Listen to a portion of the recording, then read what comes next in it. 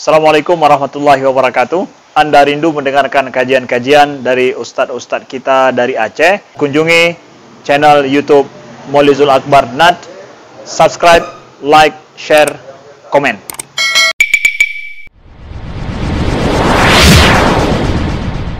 Tapi karena pengaruh ustaz atau pengaruh imam sholat, jadi ini bagaimana Ustaz? Baik.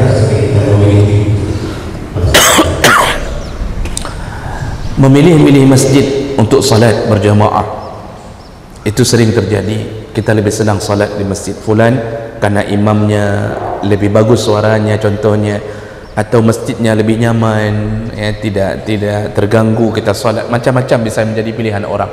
Apakah itu boleh? Sebenarnya tidak ada larangan melakukan itu, ya. Kita dilarang keluar dari kampung kita pun, itu satu-satunya yang dilarang keluar. Yang wajib nggak boleh keluar ketika salat Jumat tidak mencukupi 40 orang, itu nggak boleh keluar dari kampung, ya. Itu yang wajib nggak boleh keluar.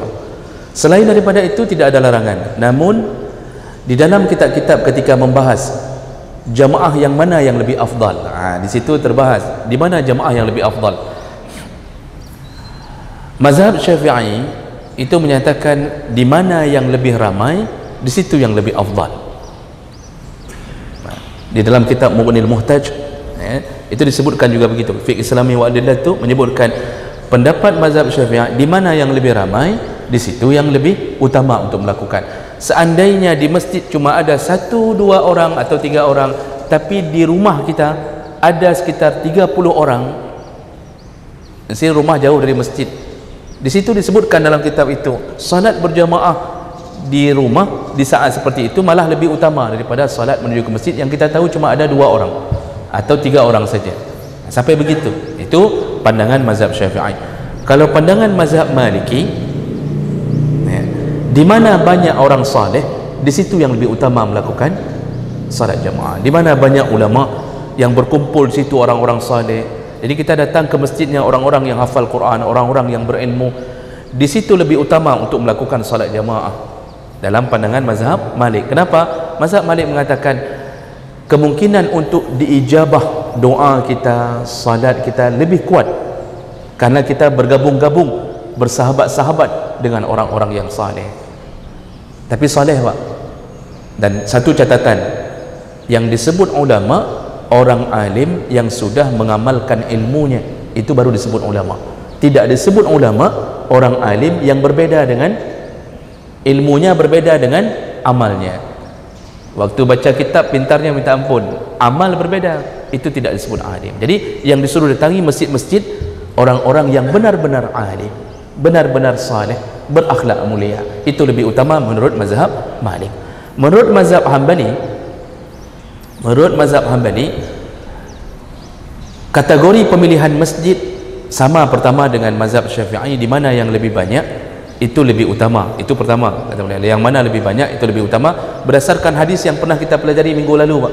Karena Allah mengatakan salat sendiri, salat berdua lebih utama daripada salat sendiri, salat bertiga lebih utama daripada salat berdua, ya. Ini menunjukkan apa? Di sisi para ulama mazhab pun ada kategori boleh pilih-pilih masjid.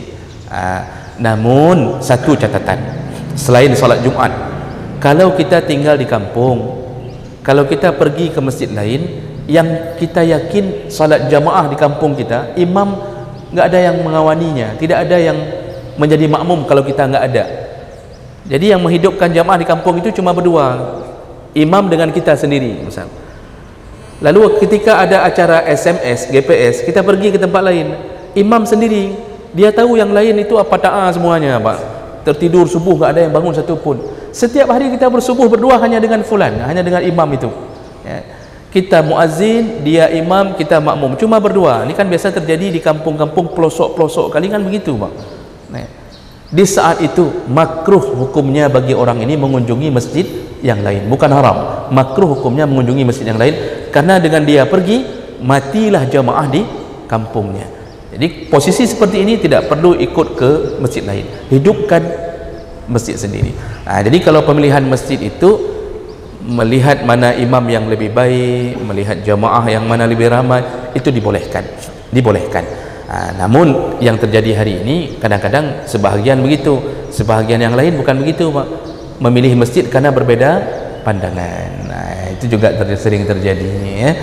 Jadi cari di mana yang cocok dengan pandangan dia. Walaupun itu tidak dilarang, tetapi itu menunjukkan kadang-kadang kita terlalu sempit cara berfikir kita.